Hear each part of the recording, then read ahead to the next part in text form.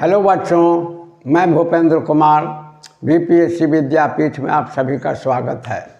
और जैसा कि मैंने आपसे कमिट किया है कि मैं कॉन्स्टिट्यूशन में 4 टॉपिक को प्रमुखता से पढ़ाऊंगा, जिनमें 3 टॉपिक को मैंने पढ़ा दिया है।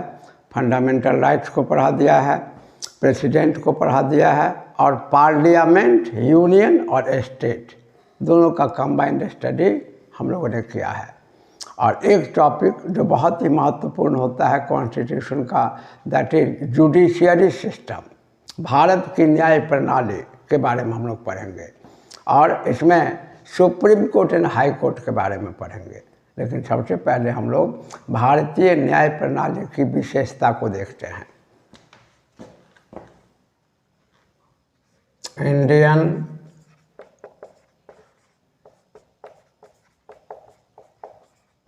जुडिशियरी सिस्टम, भारतीय न्याय प्रणाली।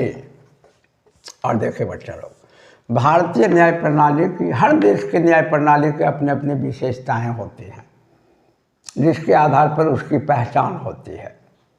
और भारतीय न्याय प्रणाली की 2 मुख्य पहचान है। एक है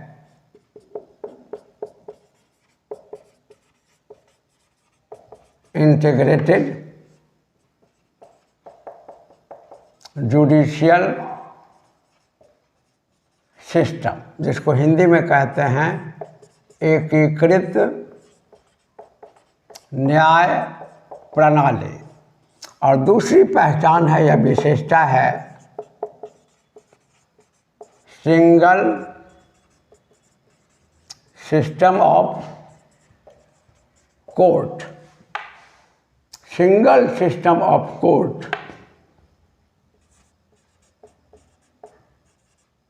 न्यायालय की एकल प्रणाली। तो ये दोनों इंडियन जुडिशियरी को एक स्पेशल पहचान दिलाता है, ये दोनों कैरेक्टर।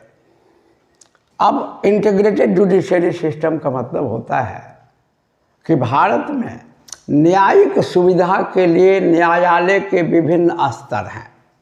आप सभी जानते हैं कि भारत में मुख्य रूप से या सामान्य में न्यायालय के 3 स्तर हैं, जिनमें सबसे ऊंचे वाले स्तर पर सुप्रीम कोर्ट है, इसके नीचे हाई कोर्ट्स हैं और इसके नीचे लोअर कोर्ट्स हैं। हालांकि इसके नीचे भी एक सरकार है, लोकल गवर्नमेंट, लेकिन उसको सामान्य न्याय प्रणाली से अलग रखा गया है, वो सरकार ही अलग है। बहुत सारे बच्चों का डिमांड आया है कि सर लोकल गवर्नमेंट के बारे में, पंचायत और नगर पालिका के बारे में पढ़ाइए। तो फिर आगे हम लोग अवसर मिलने पर उसको भी बढ़िया से पढ़ा देंगे, क्योंकि वहाँ से भी बहुत सारे सवाल आते हैं। लेकिन पहले यहाँ ध्यान दें, तो लोकल लेवल के जो न्यायपालिका है, पंचायती सरकार की जो न्यायपालिका है, जिसको सामान्यतः ग्राम कचहरी कहते हैं, उसको सामान्य न्याय प्रणाली से अलग रखा गया है। तो मुख्य रूप से भारत में 3 स्तर की न्याय व्यवस्था, मतलब 3 स्तर पर न्यायालय है, सुप्रीम कोर्ट, हाई कोर्ट और एक लोअर कोर्ट, है ना।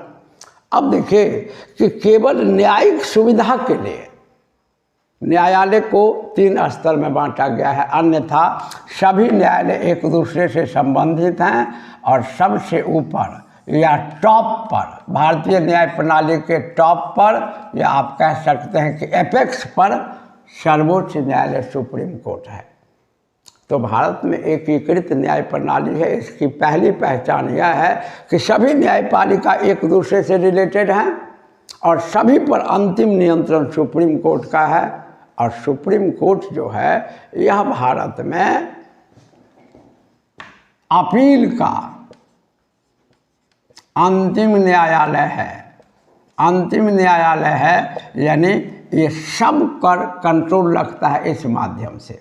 अब अगर आप लोअर कोर्ट के फैसला से असंतुष्ट हैं तो हाई कोर्ट में अपील कीजिए, और हाई कोर्ट से हैं तो सुप्रीम कोर्ट में कीजिए। तो लोअर कोर्ट का मामला हाई कोर्ट के थ्रू सुप्रीम कोर्ट में पहुंच गया कि नहीं पहुंच गया?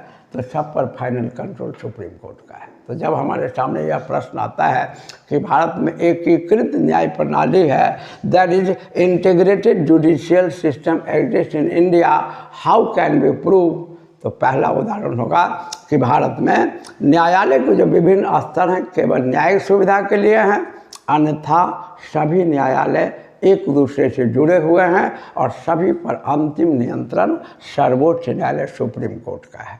और दूसरा यह है कि पूरे भारत, ये पहला पॉइंट है एकीकृत को प्रूव करने का, और दूसरा यह है कि समस्त भारत में न्याय की एक ही प्रणाली, समस्त भारत में न्याय की एक ही प्रणाली को अपनाया जाता है। पूरे भारत में एक ही न्याय की प्रणाली है, दो प्रणाली या दो सिस्टम नहीं है। तो इन दोनों विशेषताओं के आधार पर हम कहते हैं कि भारत में एकीकृत न्याय प्रणाली का प्रचलन है। इसके बाद दूसरी विशेषता है भारतीय न्याय प्रणाली में कि भारत में सिंगल सिस्टम ऑफ कोर्ट है, न्यायालय की एकल प्रणाली है। इसको बेहतर ढंग से समझने के लिए आप ऐसे समझें जैसे कि हम सभी जानते हैं कि भारत की जो न्याय प्रणाली है यह अमेरिकी न्याय प्रणाली से प्रभावित है। तो अमेरिका से इसकी तुलना करें तो हम लोग जानते हैं कि निश्चित रूप से भारतीय न्याय प्रणाली अमेरिका से प्रभावित है, परंतु भारत की न्याय प्रणाली और अमेरिका की न्याय प्रणाली में मौलिक बिंदुओं पर अंतर है, जिसका एक बेहतर उदाहरण यहाँ भी है कि भारत में न्यायालय की एकल प्रणाली है, जबकि अमेरिका में डबल सिस्टम ऑफ कोर्ट है, यानी दोहरी न्यायालय की न्यायालय प्रणाली है, दोहरी न्यायालय प्रणाली है। मतलब ये कि भारत में सुप्रीम कोर्ट और हाई कोर्ट, जो कोर्ट है न्यायपालिका है, यह केंद्रीय कानून और राज्य सरकार द्वारा बनाए गए कानून दोनों को एनफोर्स करता है, दोनों को लागू करता है। माने ये बंधन नहीं है कि सुप्रीम कोर्ट केवल केंद्र सरकार द्वारा बनाए गए कानून को एनफोर्स करेगा और हाई कोर्ट केवल स्टेट गवर्नमेंट द्वारा बनाए गए कानून को एनफोर्स करेगा। यहाँ न्याय की एकल प्रणाली है, अर्थात केंद्र और राज्य सरकार द्वारा बनाए गए कानून को दोनों लागू करते हैं। लेकिन अमेरिका में जब चले तो अमेरिका में दोहरी न्याय प्रणाली है और यहाँ फेडरल लॉ यानी सेंट्रल गवर्नमेंट द्वारा बनाया गया लॉ को फेडरल कोर्ट लागू करेगा और स्टेट गवर्नमेंट द्वारा बनाए गए कानून को स्टेट जुडिशियरी लागू करेगा। अर्थात स्टेट द्वारा बनाए गए लॉ पर फेडरल कोर्ट, जैसे सुप्रीम कोर्ट है ना इंडिया में, वैसे अमेरिका में फेडरल कोर्ट है, ठीक है। तो फेडरल कोर्ट का स्टेट के लॉ पर कोई जुरिडिक्शन नहीं है और स्टेट के कोर्ट का सेंट्रल गवर्नमेंट के लॉ पर कोई जुरिडिक्शन नहीं है। तो यहाँ फेडरल गवर्नमेंट के लॉ को फेडरल कोर्ट एनफोर्स करेगा और स्टेट गवर्नमेंट के लॉ को स्टेट कोर्ट एनफोर्स करेगा।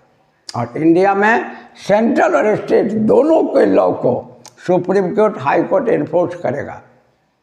इसलिए कहते हैं कि इंडिया में एकल न्याय प्रणाली है और अमेरिका में दोहरी न्याय प्रणाली है, या न्यायालय की एकल प्रणाली है और यहाँ न्यायालय की दोहरी प्रणाली है। आप समझ गए होंगे कि भाई बहुत ही महत्वपूर्ण और तार्किक प्रश्न है।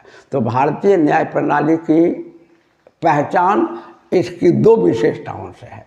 भारत में एकीकृत न्याय प्रणाली है, इंटीग्रेटेड जुडिशियल सिस्टम है, और भारत में न्यायालय की एकल प्रणाली यानी सिंगल सिस्टम ऑफ कोर्ट है।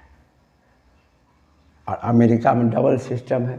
यहाँ भी एक अंतर भारत और अमेरिका के न्याय प्रणाली में मिल गया हम लोगों को, और 4-5 मुख्य अंतर तो मैंने पढ़ा ही दिया है पहले आपको। अब हम लोग आते हैं भारतीय न्याय प्रणाली के सर्वोच्च शिखर पर, टॉप पर, एपेक्स पर सुप्रीम कोर्ट है। तो हम लोग सुप्रीम कोर्ट के बारे में पढ़ाई करते हैं।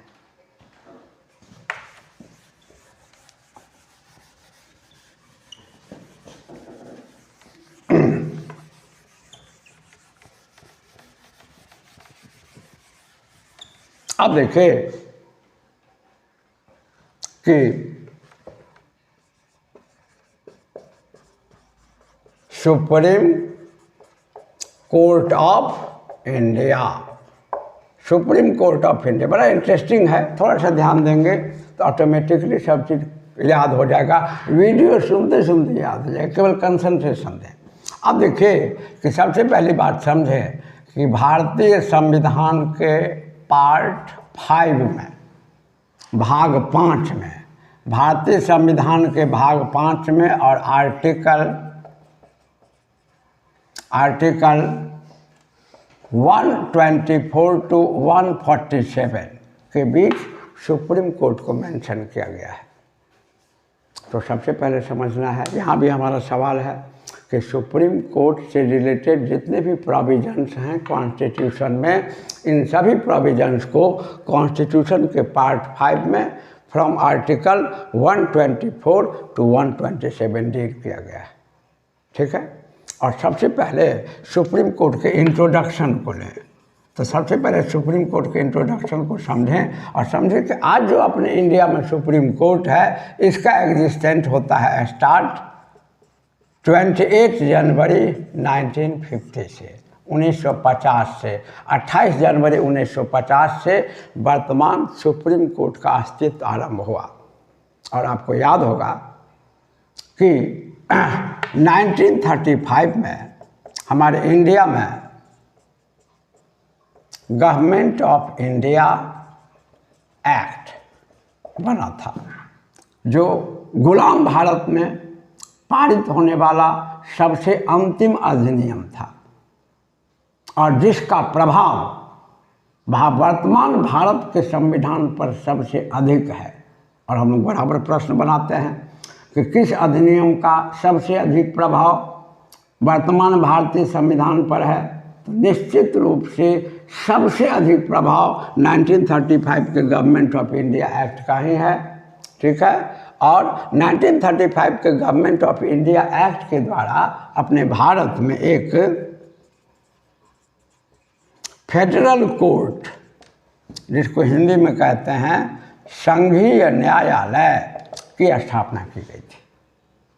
और आज का जो सुप्रीम कोर्ट है, इसने भारत के संघीय न्यायालय का ही स्थान लिया है।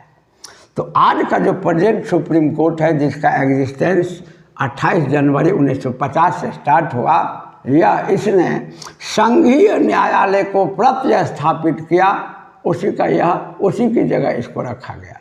लेकिन ध्यान रखें कि फेडरल कोर्ट जो 1935 के एक्ट में बना था और आज का जो सुप्रीम कोर्ट है, दोनों में मौलिक अंतर है। यह केवल कहने के लिए संघीय न्यायालय था और इसके ऊपर भी एक न्यायालय था, अर्थात इसके द्वारा दिए गए फैसले को कहीं और हम लोग अपील कर सकते थे इसके विरुद्ध। लेकिन आज सुप्रीम कोर्ट रियल में सुप्रीम कोर्ट है और इसके द्वारा दिए गए फैसले को हम लोग कहीं नहीं अपील कर सकते हैं। अगर अपील करना भी होगा तो दोबारा सुप्रीम कोर्ट में ही अपील करेंगे और कहेंगे कि सुप्रीम कोर्ट जी इस फैसला पर फिर से विचार कीजिए, पुनर्विचार के लिए। अब कुछ बच्चों के दिमाग में ये प्रश्न आ जाता है कि सर आप ये क्यों कह रहे हैं, सुप्रीम कोर्ट जो फैसला देता है तो उसके विरुद्ध तो अपील होता ही है राष्ट्रपति के पास, तब ना राष्ट्रपति के पास क्षमा याचना के लिए जाते हैं। लेकिन ये समझदारी का अभाव है। अगर आप ऐसा समझते हैं आप भी, तो ये गलत है। कभी भी राष्ट्रपति के पास कोई व्यक्ति इसलिए ये बात नहीं कहता है कि सुप्रीम कोर्ट ने मेरे विरुद्ध गलत फैसला दे दिया है, इस पर आप अपील सुनिए और फिर से फैसला दीजिए। नो, जैसे हाई कोर्ट के विरुद्ध सुप्रीम कोर्ट में अपील होता है ना, और सुप्रीम कोर्ट में कहा जाता है कि हाई कोर्ट ने मेरे अगेंस्ट में गलत फैसला दिया है, आप इस पर ध्यान दीजिए, विचार कीजिए, सही फैसला दीजिए। तो ये अपील हुआ। और सुप्रीम कोर्ट के किसी भी फैसले के विरुद्ध आप प्रेसिडेंट के पास अपील नहीं कर सकते हैं। ये नहीं कह सकते हैं कि सुप्रीम कोर्ट ने गलत फैसला दे दिया है, आप इस पर सुनवाई कीजिए राष्ट्रपति जी। लो, आप क्षमा याचना शब्द पर ध्यान दीजिए, दया याचना करते हैं और कहते हैं कि हे महामहिम राष्ट्रपति, कि मुझसे भूल हो गई, जिसकी सज़ा मुझे सुप्रीम कोर्ट ने दिया है और सज़ा तो सही है, लेकिन चूंकि भूलवश यह अपराध मुझसे हुआ, अतः आप क्षमा करें। आप सुप्रीम कोर्ट के फैसला को चैलेंज नहीं करते प्रेसिडेंट के पास, जैसे हाई कोर्ट के फैसला को आप चैलेंज कर देते सुप्रीम कोर्ट के पास, वैसे सुप्रीम कोर्ट के फैसला को आप चैलेंज नहीं कर सकते। तो supreme court real supreme court है, लेकिन यह जो फेडरल कोर्ट है जिसकी जगह आज का सुप्रीम कोर्ट है, यह अंतिम न्यायालय नहीं था और इसके फैसले के विरुद्ध ब्रिटेन के प्रीवी काउंसिल, ब्रिटेन की प्रीवी काउंसिल जिसको कहते हैं राजा की परिषद या राजा का परिषद, तो राजा के परिषद में आप अपील कर सकते थे। तो निश्चित रूप से इसके ऊपर भी एक न्यायालय था, तो यह सर्वोच्च नहीं था। और आज का जो न्यायालय है यह सर्वोच्च न्यायालय ही है, इसके ऊपर कोई न्यायालय नहीं है। It is the apex body of Indian judiciary system undoubtedly. अब एक बहुत ही महत्वपूर्ण चीज़ पर ध्यान रखें, एक एक कर इंट्रोडक्शन आप समझ गए। अब एक बहुत ही महत्वपूर्ण चीज़, थोड़ा सा अगर बुद्धिमान होंगे आप तो कलम कॉपी लेके बैठेंगे और जितने भी मुख्य समझिए क्लास है, जितना भी मुख्य पॉइंट हम बोल रहे हैं उतना समय रहता है कि आप नोट डाउन कर लें, तो आपका एक अच्छा खासा मटेरियल तैयार हो जाएगा। अब इसके बाद इसका ऑर्गेनाइजेशन यानी गठन, ऑर्गेनाइजेशन के बारे में देखते हैं। तो ध्यान रखेंगे कि अपने कॉन्स्टिट्यूशन का आर्टिकल 124 सुप्रीम कोर्ट के ऑर्गेनाइजेशन को डील करता है। Means article 124 deals with the organisation of Supreme court.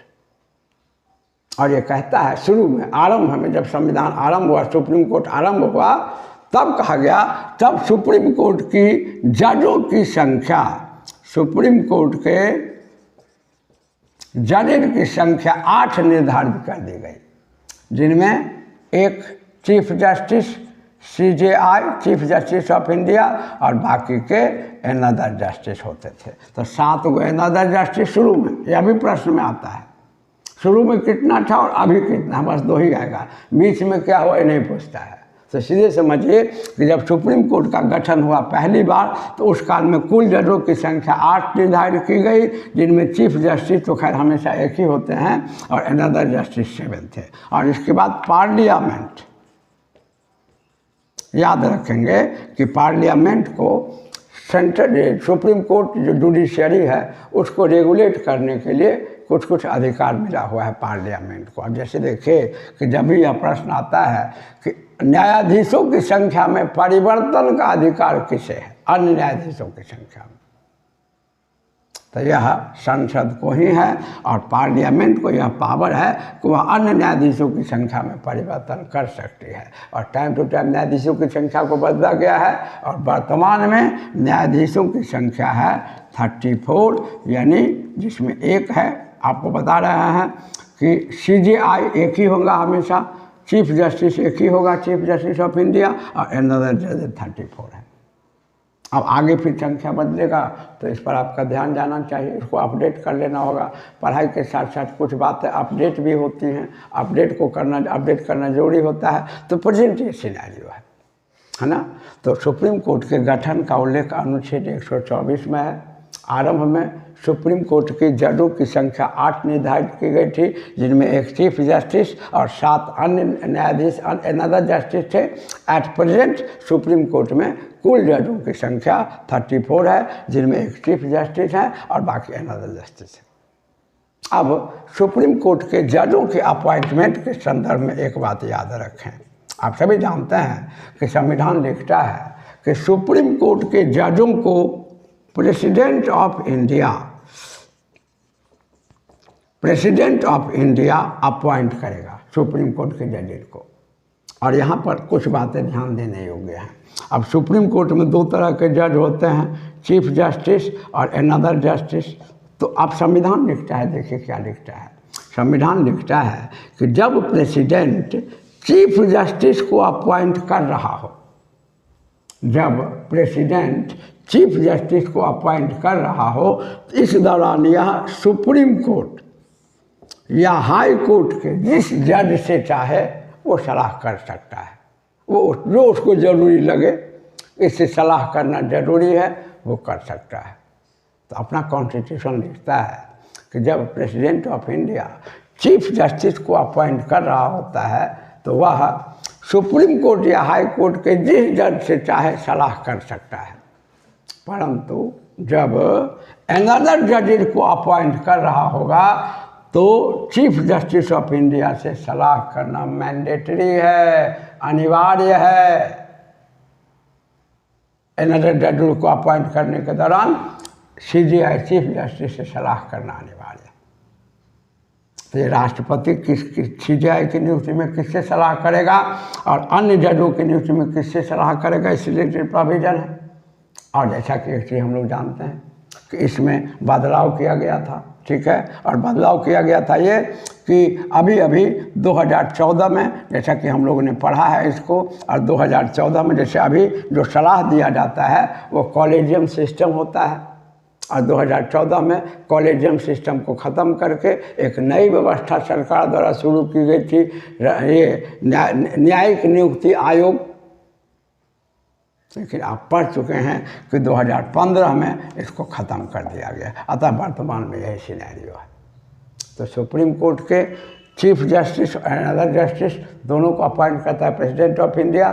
Chief justice को अपॉइंट करते समय प्रेसिडेंट सुप्रीम कोर्ट और हाई कोर्ट के जिस जज से चाहे सलाह कर सकता है, लेकिन जब अनदर जज को अपॉइंट करेगा तो उसे चीफ जस्टिस से अनिवार्य रूप से सलाह करनी हो। इसके बाद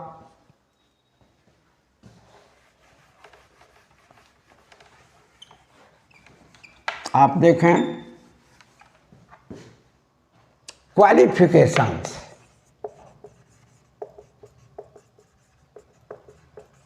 क्वालिफिकेशंस सुप्रीम कोर्ट के जजों का जो क्वालिफिकेशन है उसके बारे में देखें आप। अब देखिए कि हमारा कॉन्स्टिट्यूशन लिखता है सुप्रीम कोर्ट के जज के बारे में कुछ खास क्वालिफिकेशन को वो डिसाइड करता है, और लिखता है कि भारत का न्यायाधीश हो, वेरी एक्सट्रीमली सॉरी, भारत का नागरिक हो। दूसरा लिखता है कि एक या एक से अधिक उच्च न्यायालय में लगातार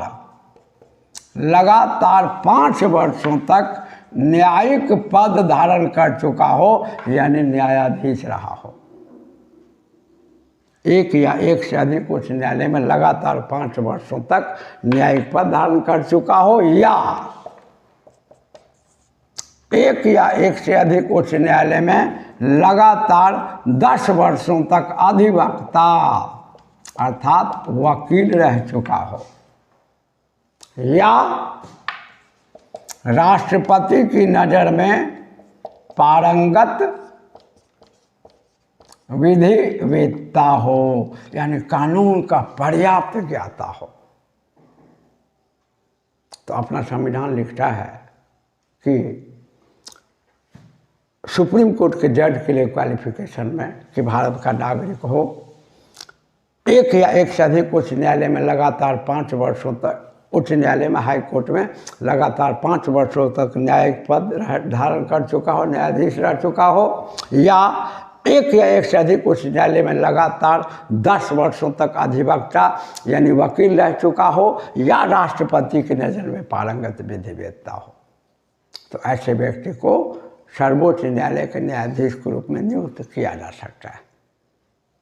अब यहाँ एक बहुत ही महत्वपूर्ण बात को ध्यान में रखना है, वो ये कि जैसा कि हम सभी जान रहे हैं कि हमारे सुप्रीम कोर्ट में या किसी भी कोर्ट में 2 प्रकार के न्यायाधीश होते हैं। एक chief justice of India, supreme Court के न्यायाधीश को सीजीआई कहते हैं, चीफ जस्टिस ऑफ इंडिया, और अनदर जस्टिस, यानी चीफ जस्टिस और अनदर जस्टिस।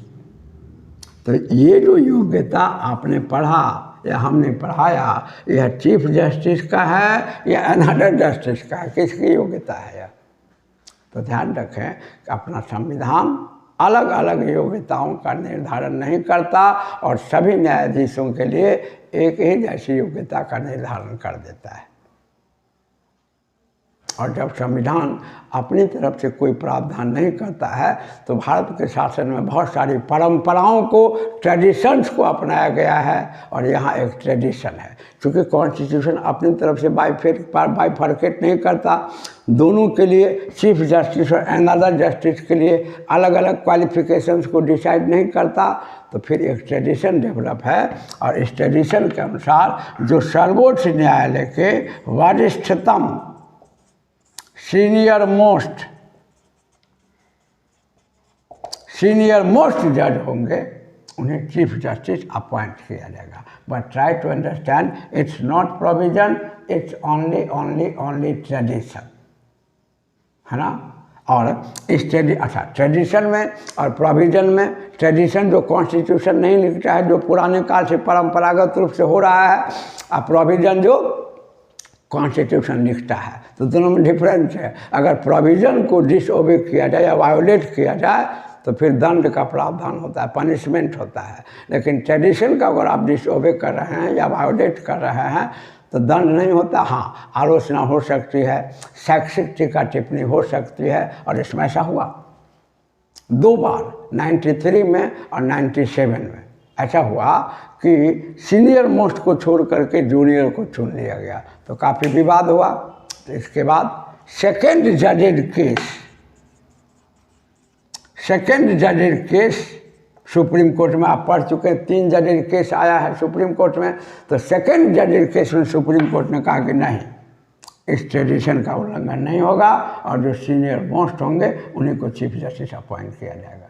तो सिंपली कि सुप्रीम कोर्ट के जजेस का जो क्वालिफिकेशन है उसमें कॉन्स्टिट्यूशन अपनी तरफ से चीफ जस्टिस और अनदर जस्टिस के अलग अलग क्वालिफिकेशन को डिसाइड नहीं करता है, बस एक ही क्वालिफिकेशन देता है। और अकॉर्डिंग टू ट्रेडिशन, परंपरा के अनुसार जो सर्वोच्च न्यायालय के वरिष्ठतम न्यायाधीश होते हैं उन्हें राष्ट्रपति चीफ जस्टिस ऑफ इंडिया के रूप में अपॉइंट करता है। और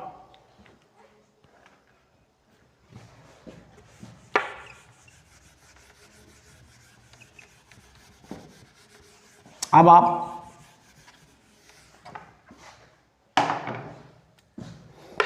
टेन्योर को देखें, कार्यकाल को देखें, है ना। तो ध्यान रखिएगा, बहुत ही महत्वपूर्ण बात है कि हमारा कॉन्स्टिट्यूशन सर्वोच्च न्यायालय के न्यायाधीशों के लिए कोई कार्यकाल का निर्धारण नहीं करता है। नो, सर्वोच्च न्यायालय के न्यायाधीश के लिए कोई कार्यकाल का निर्धारण नहीं करता है। हाँ, इसके संदर्भ में कुछ प्रावधान विशेष जरूर करता है, जैसे कि यदि सुप्रीम कोर्ट का कोई जज चाहे तो वह प्रेसिडेंट को एड्रेस रेजिग्नेशन द्वारा अपना पद छोड़ सकता है। यानी प्रेसिडेंट को रेजिग्नेशन जो है, रेजिग्नेशन सबमिट करके अपना पोस्ट छोड़ सकता है। तो सुप्रीम कोर्ट का कोई भी जज प्रेसिडेंट को अपना रेजिग्नेशन देकर छोड़ सकता है किसी भी पद को। इसके बाद अपना कॉन्स्टिट्यूशन लिखता है कि यदि प्रेसिडेंट को किसी सुप्रीम कोर्ट के जज को पोस्ट से रिमूव करने का अधिकार है, उसको पद से हटाने का अधिकार है। लेकिन यह राष्ट्रपति का स्वविवेक अधिकार नहीं है। स्वविवेक का अधिकार का मतलब वह अधिकार जिसके तहत राष्ट्रपति बिना किसी के सलाह के अपने विवेक से सारा काम कर देता है। तो राष्ट्रपति का अधिकार यह स्वविवेक का डिस्क्रिप्शन नहीं है। और यहाँ संविधान लिखता है, एक बात और ध्यान में रखिएगा कि एक प्रोविजन ये है, और एक छोटा सा प्रोविजन और जान लीजिए जो इसी में होगा आगे, लेकिन यहीं समझ जाइए। यह भी संविधान लिखता है कि मैक्सिमम 65 ईयर्स तक अपने पोस्ट को धारण करेगा। तो यह पद धारण करने की अधिकतम सीमा है, या इसको कहते हैं आप सेवा काल, कार्यकाल नहीं कहते हैं। कितना के बाद रिटायर कर जाएगा, तो किस किस कंडीशन में पोस्ट खाली होगा, कार्यकाल फिक्स नहीं करता है, लेकिन पोस्ट खाली होने का कुछ कंडीशन डिसाइड करता है कॉन्स्टिट्यूशन। और लिखता है कि यह प्रेसिडेंट को रिजाइन करके अपना पोस्ट छोड़ सकता है। इसके बाद ये लिखता है कि सुप्रीम कोर्ट के एक जज मैक्सिमम 65 ईयर्स तक अपने पोस्ट को पोजिट करेगा। इसके बाद लिखता है कि प्रेसिडेंट इसको रिमूव करेगा, पद से हटा सकता है, हटाएगा, लेकिन यह स्वविवेक का अधिकार नहीं है, अर्थात अपनी इच्छा के अनुसार नहीं हटाएगा। यह तब हटाएगा जब संसद किसी, संसद मीन्स लोकसभा और राज्यसभा, जब संसद किसी भी जज के अगेंस्ट में विशेष प्रस्ताव, जिसको 2/3 से विशेष प्रस्ताव पारित कर दे, जिसको व्यवहार में महाभियोग कहा जाता है। तो संविधान लिखता है कि राष्ट्रपति द्वारा सर्वोच्च न्यायालय के न्यायाधीशों को पद से हटाया जाएगा, परंतु राष्ट्रपति ऐसा तब करेगा जब संसद उसके विरुद्ध 2/3 बहुमत से प्रस्ताव पारित करके ऐसा करने के लिए उसको कहे, जिसको व्यवहार में महाभियोग कहते हैं। ठीक है। और सुप्रीम कोर्ट के जज पर महाभियोग लगने का 2 क्राइटेरिया है। जैसे राष्ट्रपति पर महाभियोग का क्या क्राइटेरिया है? संविधान का उल्लंघन, और इस पर 2 क्राइटेरिया है। एक है दुर्व्यवहार और एक है असमर्थता, है ना, इनकम्पिटेंसी और मिसबिहेवियर। अगर यह दुर्व्यवहार करता है तो इसके विरुद्ध भी संसद में महाभियोग पारित हो सकता है इस आधार पर, और अगर यह कार्य करने में असमर्थ हो चुका और अपना पद नहीं छोड़ रहा है तो भी इसके विरुद्ध संसद विशेष प्रस्ताव यानी महाभियोग पारित करेगा, और इस आधार पर प्रेसिडेंट इसको पोस्ट से हटा देगा। तो यह राष्ट्रपति के बारे में संविधान, सर्वोच्च न्यायालय के न्यायाधीश के बारे में पद के खाली होने का प्रावधान करता है संविधान। इसके कार्यकाल का कोई उल्लेख नहीं करता, और पद के खाली होने के प्रावधान के अनुसार यह प्रेसिडेंट को रेजिग्नेशन देकर अपना पोस्ट छोड़ सकता है। 65 ईयर के बाद यह रिटायर होगा, और प्रेसिडेंट इसको रिमूव कर सकता है तब जब संसद इसको हटाने के लिए विशेष प्रस्ताव पारित करके राष्ट्रपति को ऐसा करने के लिए कहा हो, और यह प्रस्ताव 2/3 बहुमत से पारित होगा, जिसको हम लोग महाभियोग कहते हैं। और संयोग से अभी तक भारत के किसी भी सुप्रीम कोर्ट के जज को इस आधार पर तो नहीं हटाया गया है, लेकिन एक रामास्वामी नामक जज थे, इनके विरुद्ध पहली बार आया था 1991 से 93 के बीच महाभियोग की चर्चा चली थी, लेकिन यह भी फेल हो गया और लोकसभा में यह प्रस्ताव फेल हो गया। तो अभी तक आपने सर्वोच्च न्यायालय के न्यायपालिका के परिचय को पढ़ा, सर्वोच्च न्यायालय के गठन को पढ़ा, सर्वोच्च न्यायालय के न्यायाधीशों की नियुक्ति को पढ़ा, सर्वोच्च न्यायालय के न्यायाधीश की योग्यताओं को पढ़ा, और सर्वोच्च न्यायालय के न्यायाधीश के कार्यकाल अथवा पद खाली होने के प्रावधानों को पढ़ा। और अब है सुप्रीम कोर्ट के अधिकार क्षेत्र या जुरिस्डिक्शन, या जिसको हम लोग कहते हैं सुप्रीम कोर्ट के न्याय का अधिकार क्षेत्र, माने किन किन क्षेत्रों में सुप्रीम कोर्ट का जुरिस्डिक्शन है, कहाँ कहाँ किस किस मामले पर यह सुनवाई कर सकता है। इसके बारे में अगली वीडियो में बताएंगे। आज के लिए इतना ही।